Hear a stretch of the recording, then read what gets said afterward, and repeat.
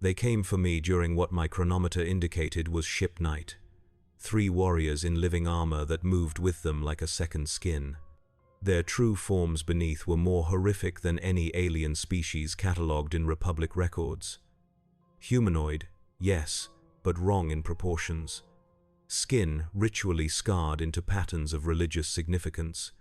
Features mutilated and enhanced to honor gods I would soon learn to fear. The warriors stood nearly 2 meters tall, their muscular frames augmented by the living armor that responded to their movements with fluid precision.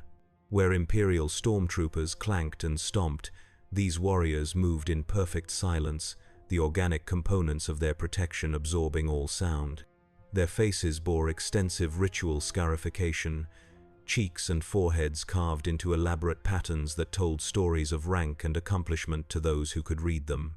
One warrior bore a distinctive mark across his left eye socket, the flesh removed entirely and replaced with what appeared to be a modified sensory organ from some aquatic predator. It swiveled independently of his biological eye, scanning different spectrums and angles simultaneously. The others showed different modifications. One had 4 nostrils arranged in a diamond pattern, each flaring rhythmically to sample different components of the atmosphere. Another had fingers elongated by an additional joint, tipped with retractable claws that extended when he gestured toward me. They communicated among themselves in a language of clicks and guttural stops that my linguistics training could not begin to parse.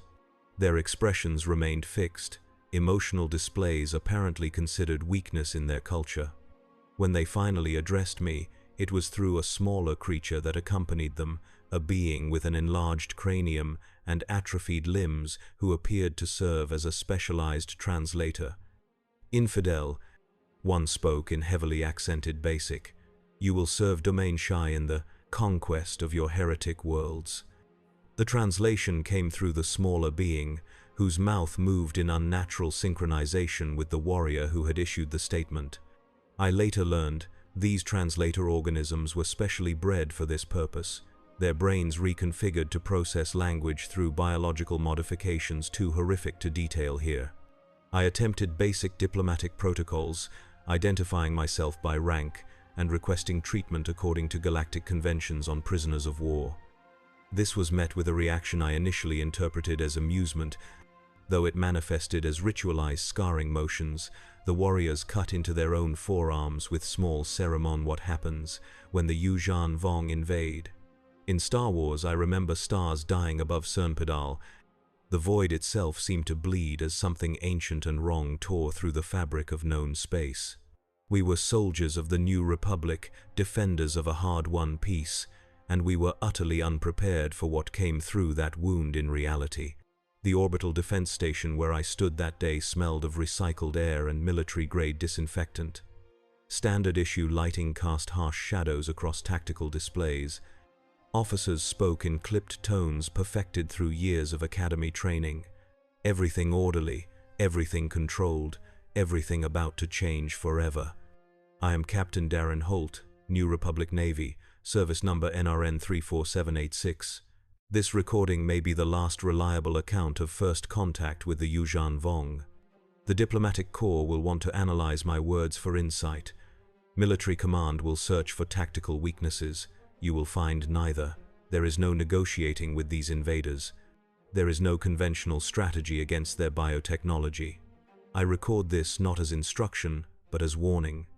The data crystals containing this testimony bear classification level Alpha 0.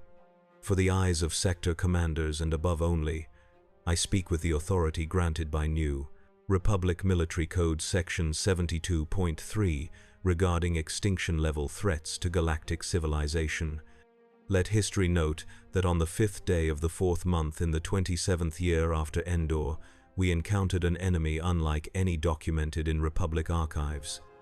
What follows is the truth as I witnessed it, without embellishment or omission. The patrol fleet detected the anomaly near the outer edge of the system. Gravitic readings impossible for our scientists to explain. Sensor officers reported equipment malfunctions across all vessels. Communications fragmented into static. In those first confused minutes, we believed it might be some natural phenomenon, a chance discovery that would advance our understanding of hyperspace physics. I stood on the bridge of the Vigilant, a Mon Calamari cruiser that had served since the rebellion against the Empire. Captain Rymar approached me where I monitored the long-range sensor array, his face illuminated by the blue glow of the tactical holodisplay. The readouts flickered with interference patterns our technicians could not filter out. "What do you make of it, Commander Holt?" he asked, using my rank before the field promotion that would come hours later with his death. "Unknown, sir. The gravitic distortion exceeds anything in our database. Energy signatures suggest a massive hyperspace disruption, but the pattern is unlike any drive system on record." The deck beneath us vibrated with a harmonic resonance that made feelings ache and vision blur. The ship computer initiated automatic compensation protocols, adjusting internal gravity to counteract the effect. Several junior officers vomited at their stations as the conflicting forces played havoc with inner ear function. "Sir," the communications officer called, her voice steady despite the beads of sweat visible on her forehead. "We have lost contact with the perimeter scouts. Last transmission indicated they were moving to investigate the anomaly directly." The Yuuzhan, Vong world ship emerged from the darkness like a nightmare made flesh. Imagine a living mountain carved from obsidian coral, pulsing with bioluminescent veins. Kilometers across, it dwarfed our star destroyers. Surface features that resembled organs shifted and realigned as we watched. Nothing in our training prepared us for the sight of a vessel that breathed. The holographic display struggled to render its full dimensions. Our sensors, calibrated for metal and energy shields, returned conflicting data about a hull composed entirely of organic matter. The tactical officer recalibrated 3 times before accepting that what we were seeing was real and not system error. "Magnify Sector 7, Captain Rymar ordered, his voice maintaining the practiced calm that had seen him through the Battle of Endor decades earlier. The display zoomed on a section of the world ship that appeared to be opening like a massive wound. Smaller craft poured from the orifice, each one unique yet sharing the same organic aesthetic. They resembled sea creatures from primordial oceans, adapted for void travel through means our science could not comprehend. "Analysis suggests those are combat vessels, sir," I reported, reviewing the preliminary data. Size and configuration consistent with starfighter analogs, though propulsion appears to be biotechnical rather than conventional drives. The air on the bridge grew noticeably colder, not from environmental system malfunction, but from the collective chill that ran through every officer present. We had encountered new species before, new technologies, new challenges, but this was different. Fundamentally wrong in ways that triggered instinctive revulsion. Admiral Kevrin ordered standard first contact protocols. We transmitted peaceful intentions on all frequencies, established a defensive screen, and prepared diplomatic shuttles. I remember the confidence in his voice. We were the New Republic, after all. Veterans of the Galactic Civil War, conquerors of the Empire, masters of the known galaxy. "The Katana Fleet Protocols, Commander," Captain Rymar said, referencing battle formations developed during the Old Republic. "Position our ships in formation Delta 7. I want shields at maximum but weapons powered down. Standard first contact approach." I relayed the orders throughout the fleet. 12 capital ships, including 2 Imperial-class star destroyers, recommissioned under New Republic banners, moved into the defensive formation. Fighters remained in their bays, a show of peaceful intent that would cost hundreds of pilots their lives when the hangar bays were targeted in the first assault. Admiral Kevrin spoke from the flagship Intrepid, his voice transmitted across the fleet communication network. "Unknown vessels. This is Admiral Kevrin of the New Republic Defense Force. We greet you in peace and welcome you to this sector. Please respond on this frequency or indicate your preferred method of communication." The message repeated in 50 standard languages, followed by mathematical sequences designed to establish basic understanding with species who did not share our linguistic structures. We waited, tension mounting with each passing minute of silence. Communications Officer Reela adjusted her headset, her leku twitching with concentration. Sir, I am detecting something on subspace frequencies, not standard communication protocols. More like biological signatures, similar to what our xenobiology division documented from hive organisms in the unknown regions. Captain Rymar nodded. Transmit the mathematical sequences on those frequencies. See if we can establish basic numerical understanding. Another silence followed. On the tactical display, we could see the swarm of smaller vessels continuing to deploy from the world ship. Their formation resembled no military doctrine I recognized, more like the chaotic yet coordinated movement of insects around a central nest. The world ship answered with coral projectiles that bypassed our shields completely. They struck like living missiles, attaching to our hulls, boring through durasteel with digestive acids. The Intrepid, our fleet carrier, was the first to fall. I watched from the bridge of the Vigilant as escape pods launched from her burning hulls. Most were intercepted by smaller craft that resembled giant insects with plasma cannons growing from their carapaces. The first projectile hit the Vigilant on the starboard side, near the secondary shield generator. The impact registered as a deep vibration that ran through the entire vessel. Warning klaxons blared as damage control teams rushed to respond, but this was no conventional weapon. The ship intercom carried the horrified voice of Chief Engineer Brell. "Bridge, this is engineering. The projectile is alive. Repeat, the weapon is a living organism. It has penetrated the hull and is secreting some kind of acid. Containment fields are ineffective. The substance is consuming durasteel plating at a rate of 3 centimeters per minute." Captain Rymar activated the ship-wide emergency protocols. "All hands, prepare for possible hull breach in sections 38 through 42. Damage control teams, use vacuum protocols. Engineering, attempt cryogenic countermeasures on the affected areas." On the tactical display, the situation deteriorated rapidly. The Intrepid listed to starboard, multiple hull breaches visible across her superstructure. The command tower had taken a direct hit, communications from Admiral Kevrin replaced by emergency automated distress signals. "The Intrepid is venting atmosphere," reported the tactical officer, her voice clinical despite the horror we were witnessing. "Life pods launching from all decks. Enemy fighters are targeting the pods directly." Captain Rymar clenched his jaw. "Launch all fighters. Priority protection for those escape pods. Weapons free. This is no longer a first contact scenario. This is war." Within minutes, half our fleet was disabled or destroyed. Conventional weapons seemed almost useless against their biotechnology. Turbolaser fire that would have vaporized Imperial ships merely scorched the living armor of the Yuuzhan Vong vessels. They healed before our eyes, regenerating damage at impossible speeds. Our X-Wings and A-Wings engaged the enemy fighters, which we would later learn were called Coral Skippers. The Republic pilots, many veterans of campaigns against the Empire and remnant forces, found their experience counted for little against these new adversaries. Standard tactics failed against vessels that could open localized singularities to absorb energy weapons, that could change shape mid-flight to avoid missile locks, that seemed to anticipate maneuvers before they were executed.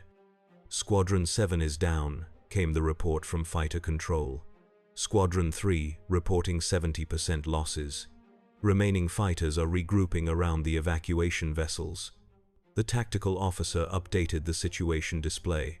"Sir, the enemy appears to be using some form of gravitational technology. Our sensors indicate localized singularities forming around their vessels when we fire. They absorb the energy completely." Captain Rymar studied the display intently. "Switch to physical projectiles. Concussion missiles, proton torpedoes, any kinetic weapon systems we have." "Already attempted, sir," replied the weapons officer. "They generate the singularities in the path of incoming missiles. Our projectiles are being pulled off course or compressed into non-existence." A violent explosion rocked the Vigilant as another coral projectile struck near the bridge. Support beams groaned under structural stress. The lights flickered, emergency systems activating to maintain power to essential systems. "Hull breach on Deck 5, reported the damage control officer. emergency bulkheads failing to seal. The substance is spreading through the environmental systems. The ship computer issued an automated warning in its artificial calm. Danger. Biological contamination detected in life support systems. Recommend immediate evacuation of affected sectors. I received the evacuation order as the bridge ceiling collapsed around me. Emergency lighting bathed the command deck in blood-red illumination. Navigation Officer Terran lay crushed beneath a support beam, still breathing but beyond medical help. I closed her eyes before abandoning my post. May the Force forgive such necessary cruelties in war. Captain Rymar stood at the central command station, issuing evacuation orders while blood streamed from a gash across his forehead. He refused to leave his post, even as the bridge crew moved toward the emergency escape pods. His uniform was impeccable despite the chaos, a final display of New Republic military discipline in the face of certain death. "Commander Holt," he said, spotting me helping a wounded communications officer toward the exit. "Take as many as you can and get to the escape pods. Someone must survive to warn Coruscant." "Sir, we can still try to jump to hyperspace," I argued, reluctant to abandon him. "Engineering reports the main drives are functional." He shook his head, the motion causing fresh blood to spill from his wound. "Negative, Commander. Sensors indicate they have deployed some form of interdiction technology. Hyperspace calculations are fluctuating wildly. We would likely scatter the fleet across 50 systems if we attempted simultaneous jumps." Another impact rocked the ship. The deck plates beneath us buckled, artificial gravity fluctuating. 3 crew members were suddenly flung against the ceiling, then dropped heavily to the floor when the systems reset. "That is a direct order, Commander Holt," Rymar said, his voice steady despite everything. "The Republic must know what we face here. That is now your primary mission." I saluted, torn between duty and loyalty. "Yes, Captain. May the Force be with you." His lips twitched in, what might have been the ghost of a smile. "I never much believed in the Force, Commander, but I believe in the Republic. Now go." It was the last time I would see him alive. Later reports from the few survivors indicated that Captain Rymar manually overrode the vigilant critical systems, piloting the dying ship directly into one of the Yuuzhan Vong escort vessels. The resulting explosion consumed both ships completely. The corridors of the Vigilant had become a labyrinth of twisted metal and exposed wiring. Life support warnings echoed through the ship as I fought my way to the escape pod bays. Crew members ran past me, some wounded, all with the same haunted expression. We had trained for defeat, prepared for death, but not for this violation of natural law. The environmental systems failed section by section. In some corridors, emergency containment fields held back the vacuum of space. In others, the temperature plummeted as heating units lost power. The ship groaned around us, a dying animal in its final throes. I led a group of 17 survivors through maintenance tunnels where the primary corridors had collapsed. Lieutenant Kevin, a young officer from Chandrila, carried sensor equipment salvaged from the auxiliary control room. The data it contained might prove valuable if we reached Republic space. Medic Oren tended to the wounded as we moved, applying Bacta patches to the most severe injuries, administering pain suppressors where necessary. "Life signs ahead," Kevin warned, checking the portable scanner, not reading as Republic personnel. We froze, listening to the sounds of the dying ship. A rhythmic clicking echoed through the ventilation ducts, like the mandibles of some enormous insect. Metal groaned as something heavy moved through adjacent corridors. "Borders," I whispered, drawing my sidearm. "Standard issue blaster, effective against stormtrooper armor but untested against whatever these invaders wore. Alternative route to evacuation bay. 3. Move quietly." We diverted through the ship galley, now abandoned with meal preparation interrupted mid-cycle. The air smelled of burning circuitry and spilled nutrient paste. A pot still simmered on a heating unit that stubbornly maintained power while more critical systems failed throughout the vessel. The clicking grew louder, more insistent. I motioned for the group to take cover behind overturned tables. Through the serving hatch, we caught our first glimpse of the invaders on board. 3 warriors in living armor that shifted with their movements, carrying weapons that resembled elongated insects with barbed proboscis. Their faces were hidden behind masks that seemed to be extensions of the armor itself, breathing apparatus resembling gills flexing with each inhalation. My pod launched among dozens of others, a desperate constellation fleeing the dying ships. Through the viewport I watched the Vigilant break apart, her spine severed by some enormous serpentine creature launched from the world ship. The reactor containment failed in a brilliant flash that momentarily outshone Cernpidal itself. The escape pod computers automatically oriented toward the nearest habitable world, in this case Cernpidal itself. Emergency thrusters fired in sequence, stabilizing our descent trajectory. Warning indicators flashed across the small control panel, alerting us to pursuing craft. The Yuuzhan Vong were not content with destroying our fleet. They hunted survivors with methodical precision. 3 hostiles on intercept course, reported Kevin, monitoring the rudimentary sensor package. Configuration matches the fighter analogs. Estimated intercept in 50 seconds. Through the small viewport, I watched as other escape pods were captured or destroyed. The Yuuzhan Vong vessels extended tentacle-like appendages that ensnared the pods, drawing them into orifices that opened in their hull structure. Others fired projectiles that burst against the pods, covering them in some form of organic matter that quickly solidified, presumably trapping the occupants inside. Divert power from life support to engines, I ordered, knowing it would give us only minutes of breathable air, but might allow us to reach the planetary atmosphere where we would have more options. Random, evasive pattern, maximum unpredictability. The pod lurched as thrusters fired in seemingly chaotic sequence. Acceleration pressed us against restraint harnesses, internal compensators unable to fully counteract the forces involved. Medic Orin administered stimulants to keep the most severely wounded conscious through the punishing maneuvers. Our pursuers anticipated the pattern with unsettling accuracy. They matched every course correction, steadily closing the distance. The pod computer chimed a proximity warning, impact imminent. Prepare for boarding action, I said, checking the power level on my blaster. Remember your oaths to the Republic. No surrender. The planet below us was already changing. Vast organic structures spread across its surface like a fungal infection, reconfiguring continents and boiling away oceans. Millions of lives snuffed out in hours, not conquered, not enslaved.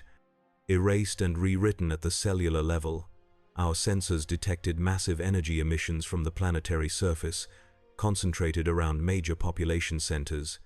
The atmospheric composition began to shift, thin tendrils of unfamiliar chemical compounds rising from the spreading organic structures.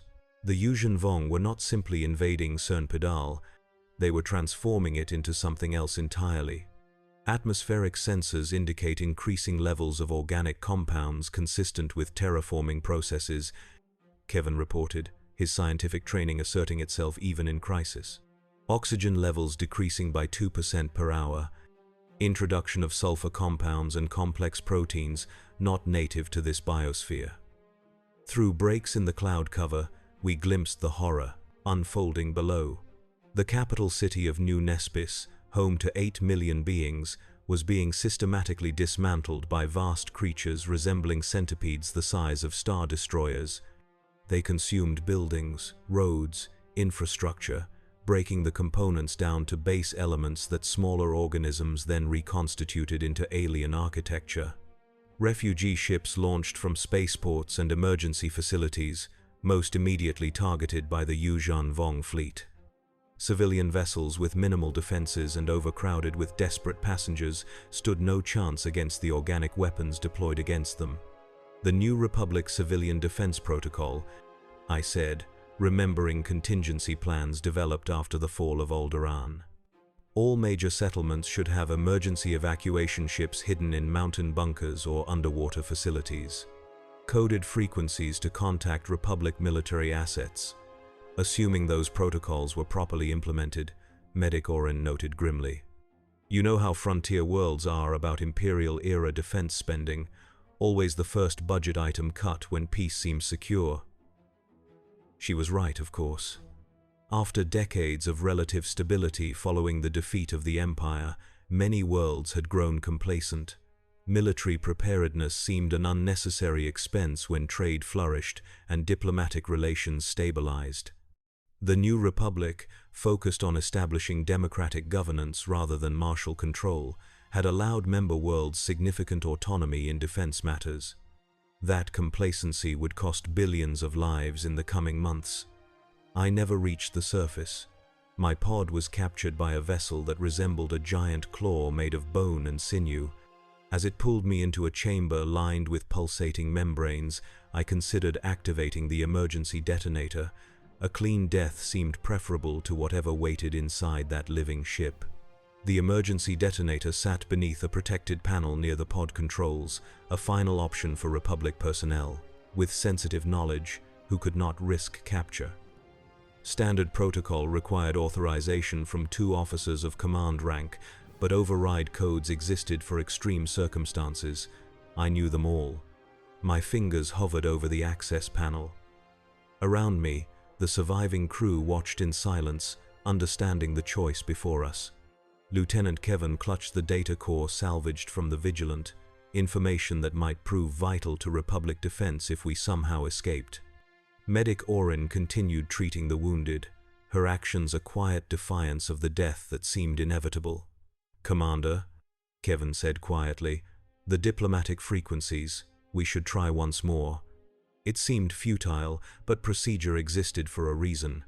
I activated the pod emergency transmitter, broadcasting on all frequencies designated for diplomatic contact under Republic First Contact protocols. "This is Commander Darren Holt of the New Republic vessel Vigilant. We are non-combatants in an escape vessel. We invoke the Galactic Convention on Treatment of Survivors and request safe passage or neutral internment according to established civilized practices." The only response was a tightening of the organic claw around our pod, metal groaning under the pressure. The viewport began to crack, thin fractures spreading across the transparent material like ice forming on a lake. "Commander," Orin said, her medical scanner directed at the membrane visible through the viewport, "that substance is registering as semi-permeable. It appears designed to allow certain atmospheric components through while filtering others."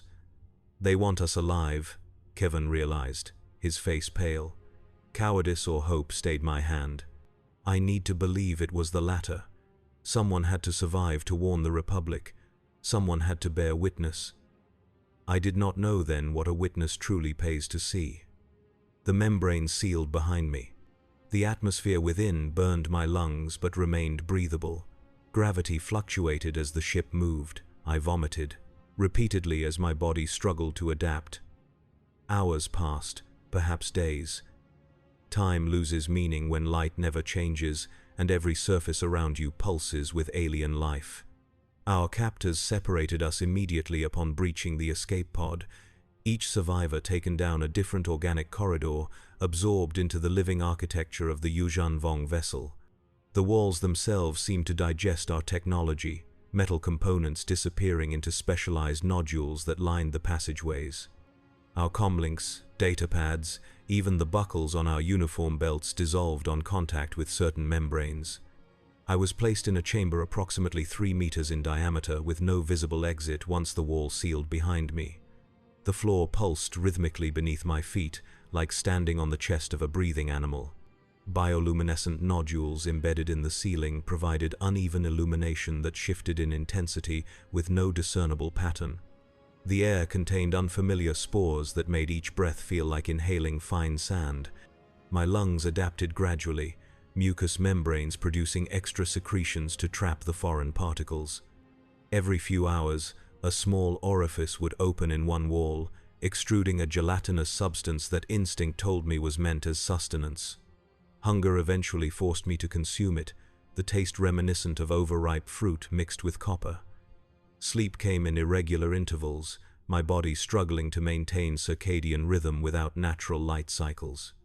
Dreams were vivid and disorienting, filled with impossible organic architectures and faces twisted by ritual scarification. I would wake, gasping, uncertain if the spores in the air carried psychoactive properties or if my mind simply struggled to process the alien environment. On what my chronometer indicated was the third day of captivity, the wall membrane parted. The corridor beyond pulsed with more intense light, nearly blinding after the dim conditions of my cell. 2 warriors entered, their armor grafted directly to their bodies rather than worn as separate components. One carried a staff tipped with what appeared to be a living serpent, its eyes tracking my movements independently of its wielder. They came for me during what my chronometer indicated was ship night. 3 warriors in living armor that moved with them like a second skin. Their true forms beneath were more horrific than any alien species catalogued in Republic records. Humanoid, yes, but wrong in proportions. Skin ritually scarred into patterns of religious significance. Features mutilated and enhanced to honor gods I would soon learn to fear. Infidel. One spoke in heavily accented Basic. You will serve Domain Shy in the conquest of your heretic worlds. I did not understand then what they meant by infidel or heretic. I would learn. Survival demanded it. Understanding became my torment and my shield. They took me deeper into the world ship, into the heart of an invasion that would consume a galaxy unprepared for war against gods. The corridors pulsed with life, the walls themselves breathing in rhythmic patterns. Lighting came from bioluminescent organisms embedded in the ceiling tissue, casting an amber glow over everything. No metal, no synthetics, no droids or computers, everything organic, everything alive, everything with purpose. My captors brought me to a chamber that served as some kind of command center. Unlike our sterile bridges with durasteel consoles and hollow projectors, this space resembled a garden of nightmare flora. Officers stood within living pods that connected directly to their nervous systems, experiencing the ship as an extension of their own bodies. Supreme Commander Vong dominated the chamber with his presence alone. His armor of Vonduan crab was more ornate than the others, adorned with the bones of conquered enemies. His face bore the ritual scars of countless victories, each one telling a story of pain endured and inflicted. One arm had been removed and replaced with a more powerful limb grown from the world ship itself. You will translate our demands to your leaders, he said through an interpreter, a broken human whose mind had been reconditioned through systematic torture. You will help us understand your weaknesses. You will serve the glory of Yuuzhan. I tried to explain that I was a military officer, not a diplomat. That I lacked the authority they assumed I possessed. This was met with the first of countless lessons in Yuuzhan Vong justice. Pain is purification, suffering is truth. The gods speak through blood and broken bone. What followed was education through agony. I learned their language as nerve toxins flowed through my veins. I memorized their caste system while suspended in biotechnology that prevented sleep for days. I absorbed their religious texts as organs were temporarily removed and replaced to demonstrate their mastery of flesh. The Yuuzhan Vong believe all technology should be living tissue. Machines are abominations. Artificial constructs are blasphemy. They view our civilization as an infection to be cleansed, our reliance on droids and computers as spiritual corruption. Their gods demand the galaxy be reshaped in their image, every world transformed into a reflection of their lost homeworld. I became valuable as I mastered their language and customs. Pain gave way to a different kind of control. They implanted a slave seed at the base of my skull, a living organism that could trigger agony beyond description should I disobey. My quarters improved from a cell barely large enough to stand to a small chamber with nutritional paste and cleaning organisms that removed waste and dead skin. Through it all, I watched, I listened, I learned of their castes, warriors who sought glorious death in battle, shapers who molded living weapons and ships, priests who interpreted the will of their gods, intendants who managed resources and slaves, all serving the supreme overlord whose coming to our galaxy would herald complete conquest. Their advance fleets had already established footholds across the Outer Rim. Dozens of worlds were being reshaped. Billions dead or captured for slave labor and experimental subjects.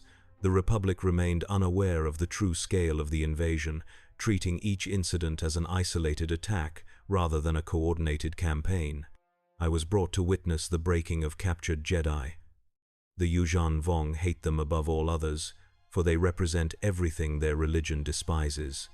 Users of an invisible force, wielders of synthetic weapons, claiming spiritual authority without proper sacrifice or pain.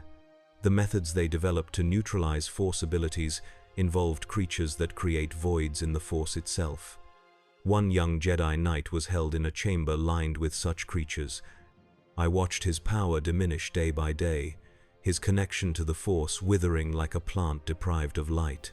His lightsaber was kept nearby, just out of reach, a constant reminder of what had been taken from him. When his spirit finally broke, they did not kill him. They reshaped him into something that served their gods. I tell you this so you understand. The Yuuzhan Vong do not seek merely to conquer, they seek to transform. Every world, every being, every atom remade to reflect their vision of creation. There is no coexistence in their theology, only submission or extinction. On the 97th day of my captivity, I was brought before War Master Tsavong La again. The world ship had joined a larger fleet preparing to strike at a major Republic world.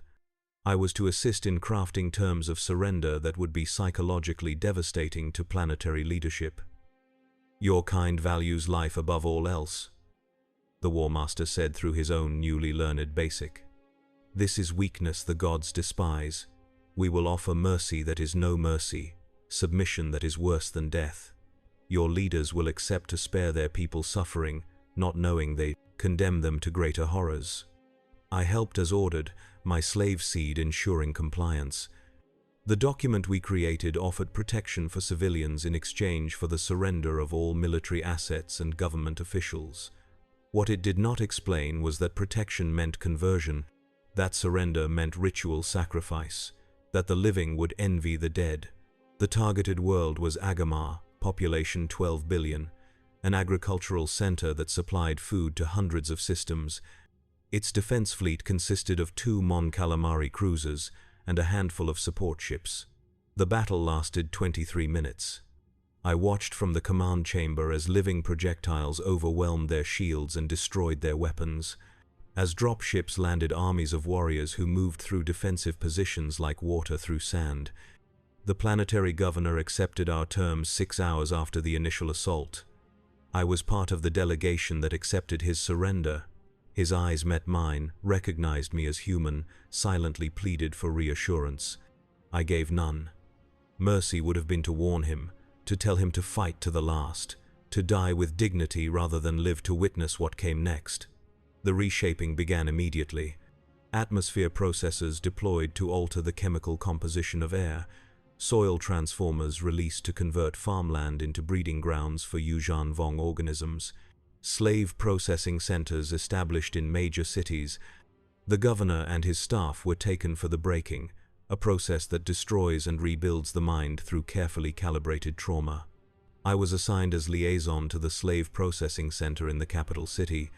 My duties included explaining procedures to new captives, translating their pleas and questions, cataloging their skills for appropriate assignment.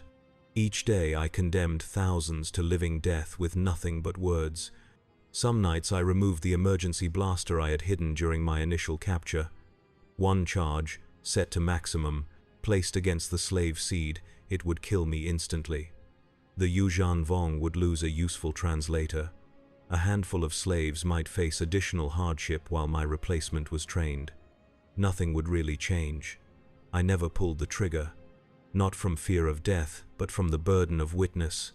Someone had to remember the faces, someone had to record the names, someone had to carry the truth back to the Republic. This justification grew thinner with each passing day, with each processing line I managed, with each family I helped separate for more efficient breaking. Children below a certain age were taken for complete reconditioning. Their malleable minds could be reshaped to serve the Yuuzhan Vong without the need for slave seeds or constant supervision. They would grow up worshipping alien gods, believing pain was the path to enlightenment, seeing their own species as inferior. The most promising would receive implants and grafts to make them more like their masters. I documented everything in a journal kept in my mind. Each night before sleep I would recite the day events, burning them into memory through repetition. Names, dates, procedures, weaknesses observed. If escape ever came, if I survived to reach Republic space, this testimony would be my atonement. On the 184th day of my service to Domain Shai, I witnessed the arrival of the Executor, a being whose purpose was the final conversion of captured worlds. Part shaper, part priest, he combined religious authority with biological mastery. His body had been modified so extensively that little remained recognizably humanoid. Extra limbs grew from his torso, each specialized for different aspects of planetary transformation. The Executor brought with him seed ships, massive living vessels containing the genetic material for completely replacing native ecosystems. Workers began immediately, draining lakes to create yorick coral breeding grounds, introducing carnivorous plants to those defined, forested regions, releasing airborne spores that would slowly convert animal life. I was selected to accompany a scouting party to a remote region where sensor organisms had detected anomalous readings. The warriors suspected a pocket of resistance, perhaps escaped military personnel or a Jedi in hiding. My slave seed ensured I could not warn them, but perhaps I could somehow aid them after discovery. We traveled by Coral Skipper, a fighter craft that used Dovin basals for propulsion and singularities for defense. The pilot melded with the vessel through neural connectors, experiencing flight as if the ship were his own body. Even after months among the Yuuzhan Vong, their technology remained disturbing in its intimate violation of natural boundaries. The anomaly was located in a mountain range largely untouched by the initial terraforming. As we approached, my heart rate increased. The readings suggested a significant power source, possibly a hidden Republic outpost or underground base. If Resistance fighters had established a foothold, if they had managed to get communications off-world, perhaps help would come. What we found was an ancient temple, predating human settlement on Agamar. The architecture suggested Rakatan influence, though with unique elements I had never seen documented. The Yuuzhan Vong warriors reacted with religious disgust, seeing the stone and metal construction as blasphemous. Yet their orders compelled them to investigate rather than immediately destroy it. The temple entrance was sealed, with security systems still active after millennia. The warrior commander ordered me to attempt bypassing them, assuming my familiarity with technology would succeed where their biotechnology could not interface. As I worked on the ancient control panels, I felt a strange sensation, a presence watching from within the sealed structure. When the doors finally opened, we were met not with Resistance fighters but with something far more valuable. A repository of knowledge. A library containing data on thousands of worlds, star maps predating the Republic, and technologies long forgotten. Among these treasures was information on the Infinite Empire and its methods of planetary conversion. The commander immediately recognized the strategic value of such information. The Shapers had encountered difficulties adapting certain planets to Yuuzhan Vong requirements. Ancient terraforming techniques, even from abominable mechanical civilizations, could provide solutions they had not considered. I was tasked with translating and interpreting the data. This assignment moved me from the processing centers to a position of greater access and reduced supervision. For the first time since my capture, I began to see possibility of meaningful resistance, even escape. The temple contained more than just information. Deep in its lower levels, we discovered stasis technology, preserving specimens and artifacts from the Rakatan period. Among these was a communication device of extraordinary power, designed to penetrate hyperspace without traditional relay stations. If activated, it could potentially reach Coruscant itself, bypassing the communication blackout the Yuuzhan Vong had established around conquered systems. I worked methodically, translating what was useful enough to maintain my position while seeking any advantage in the ancient knowledge. The Yuuzhan Vong, for all their biological mastery, had critical weaknesses. Their living ships required specific nutrients found only in certain star systems. Their Dovan basils, which generated defensive singularities, became unstable when exposed to certain radiation frequencies. Their slave seeds responded to neurochemical changes that might be artificially induced. Each night, when the warriors withdrew for religious observances, I had approximately 20 minutes alone with the temple systems. Not enough to activate the communication device without detection, but enough to prepare it for rapid deployment. I needed only one opportunity, one momentary lapse in their vigilance. That opportunity came on the 209th day of my captivity. A warrior patrol failed to return from the northern continent, where they had been investigating reports of unprocessed natives. The commander diverted forces from the temple security detail, leaving only 2 warriors and myself at the site. I had prepared a distraction using knowledge gleaned from the Rakatan archives, a simple program designed to activate dormant security measures in a distant part of the temple. When triggered, it produced energy signatures similar to Republic weapons, drawing the remaining guards away from the communication center. With trembling hands, I activated the ancient device. It hummed to life, crystal components glowing with internal energy. I entered the coordinates for Coruscant, specifically the Military Intelligence Division frequency. The message had to be brief, had to contain essential information that could not be misinterpreted. Captain Darren Holt, NRN 34786, Yuuzhan Vong Invasion Force, biotechnology vulnerable to radiation frequency 2589.7 gamma. Slave Seed Control Center, located on world ships in Chamber of Communion. Planetary terraforming can be reversed if neural clusters destroyed within 30 standard days of implantation. They are coming for Coruscant. They will not stop. They cannot be negotiated with. Full tactical data follows. I transmitted everything: world ship schematics from memory, warrior caste hierarchies, weapons capabilities, planetary conversion protocols, the location of their forward bases and projected invasion corridor. Then I destroyed the device, knowing discovery was imminent. The guards returned to find me standing before the shattered remains of the transmitter. They did not ask questions. They did not need to. The slave seed in my skull flared to life, sending waves of agony through every nerve ending. I collapsed, body contorting, under the biochemical assault. The last thing I saw before consciousness fled was the commander entering the chamber, his expression not of anger, but of religious ecstasy. Pain has many purposes in Yuuzhan Vong culture: punishment, purification, transcendence.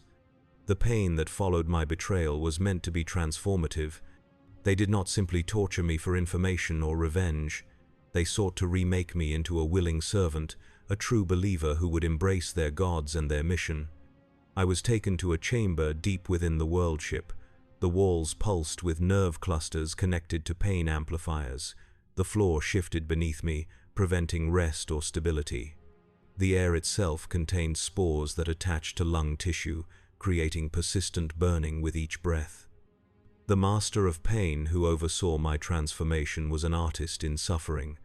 He understood the human nervous system better than any Republic physician, knew precisely how much agony could be inflicted without causing death or insanity, recognized the psychological breaking points and how to approach them without crossing over.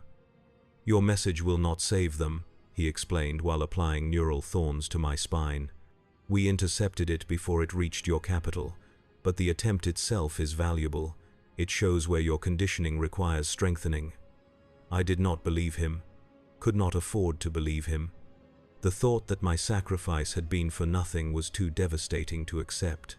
I clung to hope as the only shield against despair, even as my body was systematically unmade and reformed according to their design.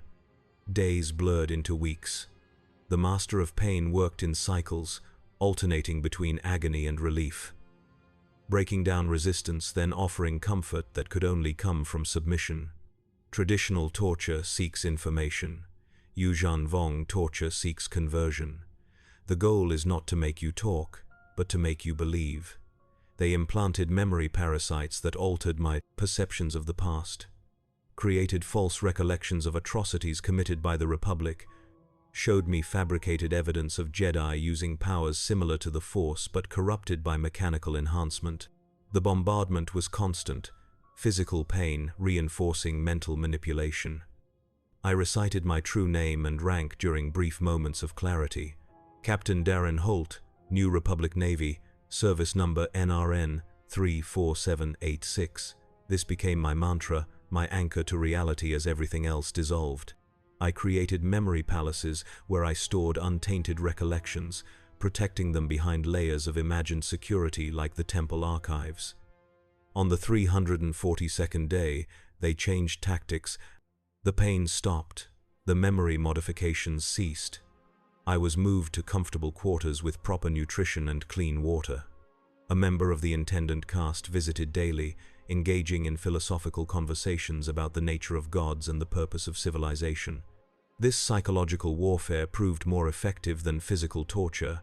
Kindness after cruelty creates powerful emotional bonds. Stockholm responses are universal across species. I found myself looking forward to these visits, appreciating the respite they provided, gradually accepting small aspects of Yuuzhan Vong philosophy to maintain this tenuous connection. The intendant, who called himself Nom Anor, was unlike other Yuuzhan Vong had encountered. He spoke of their religion with intellectual distance rather than fanatical devotion, discussed the strategic necessity of certain practices without the usual reference to divine will, hinted at political divisions within their society that might be exploited. "Your republic refuses to acknowledge the scale of our invasion," he told me during one session.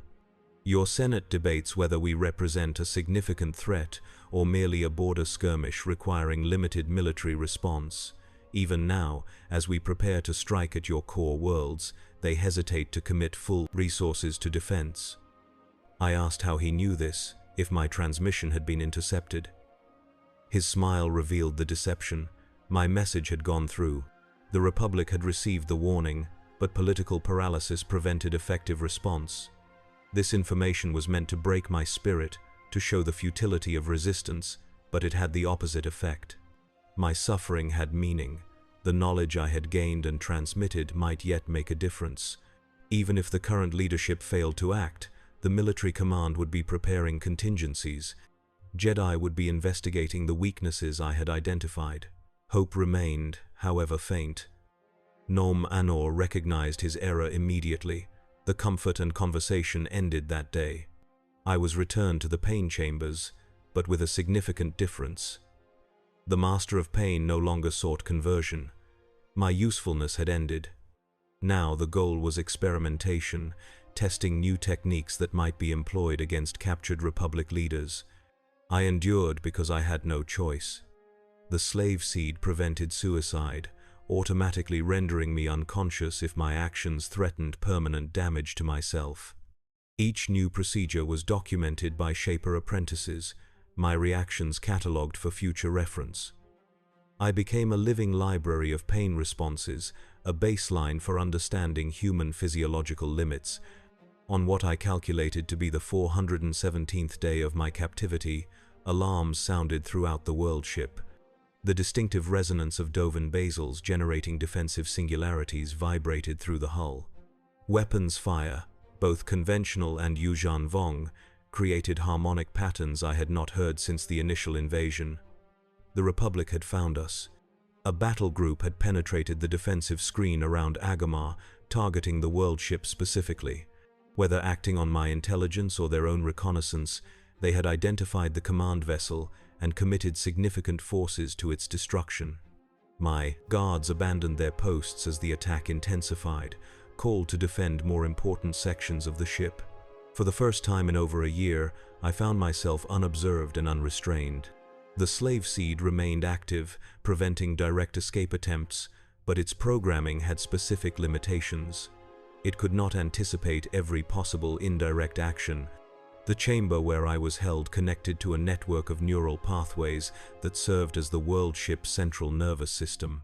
During my time as a translator, I had learned that these pathways also controlled the slave seeds implanted in captives. A direct interruption to the primary ganglion would temporarily deactivate all control mechanisms. I had no weapons, but I had knowledge. The living technology that surrounded me responded to specific biochemical signals. By rupturing certain membrane barriers, I could trigger an autoimmune response within the ship itself, causing it to attack the very systems that regulated the slave seeds. The process was agonizing. I had to tear through living tissue with my bare hands, expose myself to toxins that burned skin on contact, and navigate passages designed to contract against unauthorized movement. Each action triggered punishment from my slave seed, building waves of pain that threatened consciousness. The primary neural ganglion was housed in a chamber resembling a massive heart, pulsing with nutrients that sustained the entire command and control system. Vilip communicators, the living equivalent of comlinks, grew from its surface like tumors. Through these, the War Master coordinated ship functions and transmitted orders to the fleet. I reached the chamber as the Republic forces broke through the outer defenses. Turbo-laser fire penetrated the world ship hull, causing massive internal damage. The ship responded like a wounded animal, diverting resources to healing critical systems, temporarily reducing power to non-essential functions including slave seed control. In that moment of reduced security, I attacked the neural ganglion, not with weapons but with knowledge. Each Vilip communicator operated on a specific frequency. By manipulating them in sequence, I could create feedback loops within the system, essentially giving the ship conflicting commands that would overload its processing capacity. The ganglion convulsed as contradictory signals flooded its pathways. Fluid sacs burst, spraying caustic liquid across the chamber. Support structures buckled under stress. The slave seed in my skull went dormant as its connection to the central system failed, bringing the first moment of true clarity I had experienced in 14 months. Warning signals echoed throughout the ship as system after system failed. Warriors rushed to defend the command center, but were met with Republic boarding parties that had breached the lower levels. The battle for the world ship had become an internal conflict, corridor by corridor, chamber by chamber. I made my way toward the sounds of Republic weapons fire, navigating through increasingly destabilized passages. The world ship was dying around me, its living components rotting from within as the feedback cascade spread through interconnected systems. Walls that had once pulsed with life now slumped in necrotic decay. A Republic strike team found me near a tertiary docking bay. Their expressions registered shock at my appearance, at what 14 months of Yuuzhan Vong hospitality had done to body and mind. They were led by a Jedi Knight whose lightsaber had carved the path through warrior resistance. She recognized me from the intelligence briefing created from my transmission. "Captain Holt," she said, deactivating her weapon, "we came as soon as we assembled sufficient forces. Your information has been invaluable." The evacuation was chaotic. Yuuzhan Vong warriors fought with increased ferocity as their ship died around them. Seeking glorious death rather than defeat, they charged Republic positions with suicidal determination. The strike team suffered heavy casualties, covering our retreat to the assault shuttle. As we disengaged from the world ship, I watched through the viewport as Republic capital ships concentrated fire on its primary Dovan basal clusters. Without defensive singularities, the massive vessel could not withstand conventional weapons. It began to break apart, great sections tearing away as internal explosions compromised structural integrity. The Republic fleet commander ordered withdrawal as soon as the world ship destruction was confirmed. We could not yet liberate Agamar, not with the resources allocated to this strike. This had been a surgical mission with limited objectives: gather intelligence, destroy command capabilities, rescue high-value prisoners if possible. I was brought aboard the medical frigate Restoration for immediate treatment. The slave seed was surgically removed, though the neurological connections it had established would require long-term therapy to address. Tissue samples were taken for analysis by Republic scientists seeking countermeasures to Yuuzhan Vong biotechnology. Debriefing began before my medical treatment was complete. Intelligence officers recorded every detail I could recall, from ship layouts to warrior caste hierarchies to religious practices that might be exploited. Strategic analysts created provisional defense plans based on projected invasion corridors. Xenobiologists studied the biological samples to identify potential weaknesses. I told them everything: the world ships and their living weapons, the fanaticism that made conventional diplomacy impossible, the terraforming techniques that could render planets uninhabitable for their original species within weeks, the religious hatred of technology and those who used it, particularly the Jedi. When I finished speaking, the intelligence director remained silent for several minutes. The room had emptied except for her and two Jedi masters who had observed the entire session. Their expressions conveyed what words could not.